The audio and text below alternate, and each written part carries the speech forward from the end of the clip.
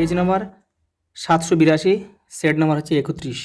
প্রথম প্রশ্ন দেখো, অবরোহণ প্রক্রিয়ার অপর নাম হচ্ছে ক্ষয় সাধন। পৃথিবীর বৃহত্তম উপত্যকা হিমবাহ হচ্ছে হুবার্ট। ওজোন গ্যাস পরিমাপের একক হচ্ছে ডবসন।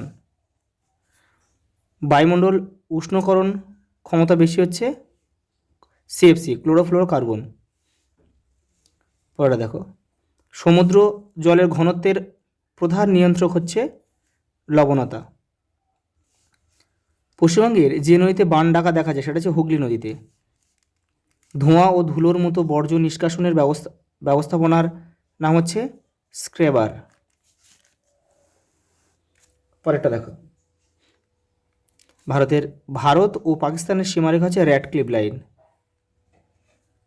আচ্ছা, ম্যাকমোহন লাইন হচ্ছে ভারত চীন অরুণাচল প্রদেশের দিকে, আর ভারত আফগানিস্তান বা পাকিস্তান আফগানিস্তানের সীমারেখা হচ্ছে ডুরান লাইন, আর লাইন অফ কন্ট্রোল হচ্ছে পাক অধিকৃত কাশ্মীর, আর ভারতীয় যে কাশ্মীর রয়েছে সেটা হচ্ছে লাইন অফ কন্ট্রোল। হিমালয় পর্বতমালায় চুলের কাঁটার মতো বাঁক দেখা যায় অরুণাচল হিমালয়ে। পরেরটা দেখো, পার্বত্য প্রবাহে ভাগীরথীর সাথে অলকানন্দা মিশেছে দেবপ্রয়াগে।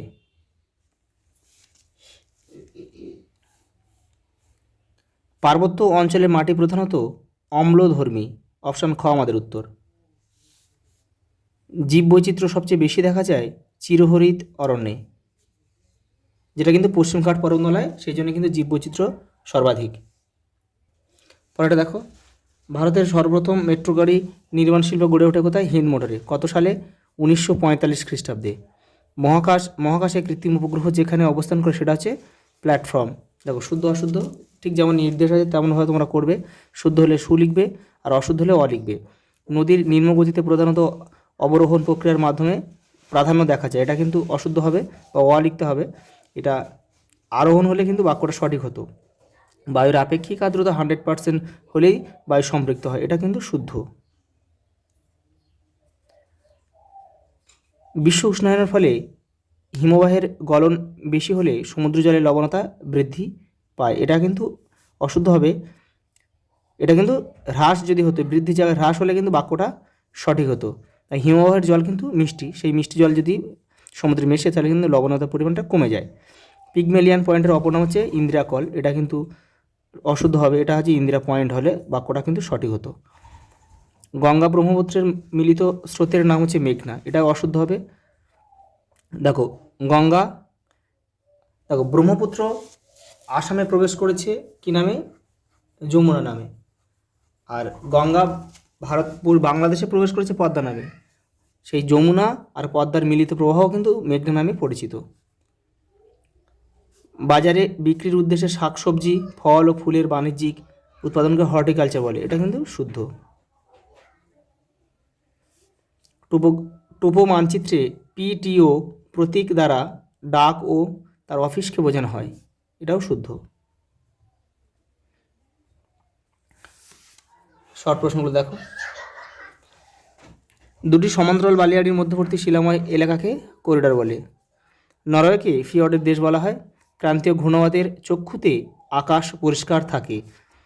জাপান স্রোতের অপর নাম হচ্ছে কুরেশীয় স্রোত বা কুরোশীয় স্রোত। যে সকল বর্জ্য পদার্থ মূলত আণুবীক্ষণিক বিয়োজক জীবের দ্বারা বিশ্লিষ্ট হয় তাদের হচ্ছে জৈব ভঙ্গুর।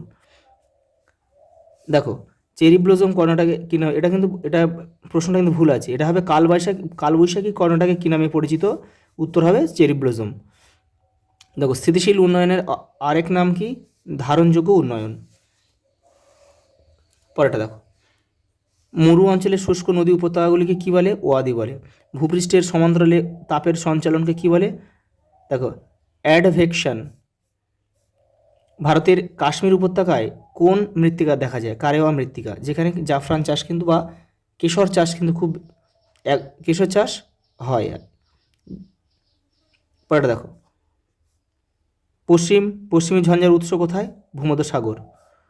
ভারতের আধুনিকতম শিল্প কোনটি? তথ্য প্রযুক্তি শিল্প। জনবিস্ফোরণ বলতে কী বোঝো? দেখো, কোনো অঞ্চলে হঠাৎ করে জন্মহার বৃদ্ধি পেলে, মৃত্যুহার কমে গেলে এবং পরিব্রাজনের মাধ্যমে প্রচুর মানুষ এক জায়গায় চলে আসলে সেটাকে কিন্তু জনবিস্ফোরণ বলে। সাদা কালো উপগ্রহ চিত্রের অপর নাম হচ্ছে বাইনারি। দেখো একটা স্তম্ভ রয়েছে, তোমরা কিন্তু কেউ তীর চিহ্ন দিয়ে মেলাবে না। দেখো অন্তর্জাত শক্তি মানে অভ্যন্তরে, দেখো পাত সঞ্চালন 2.4.1 লিখবে। কর্ণাটক চন্দন কাঠ, তাহলে 2.4.2। গভীর প্রতাশ্রয়যুক্ত বন্দর হচ্ছে পারাদ্বীপ 2.4.3। আর চেন্নাই হচ্ছে ভারতের ডেট্রয়েট 2.4.4। দেখো ম্যাপ পয়েন্টিংগুলো কিন্তু আমরা আর সলভ করবো না, কারণ যে 30টা যে সেট তোমাদের দিয়েছি সেইগুলো করলেই কিন্তু যথেষ্ট, আর এক্সট্রা কিছু করার প্রয়োজন হবে না। আজ এই পর্যন্ত, দেখা হবে পরের ভিডিওতে।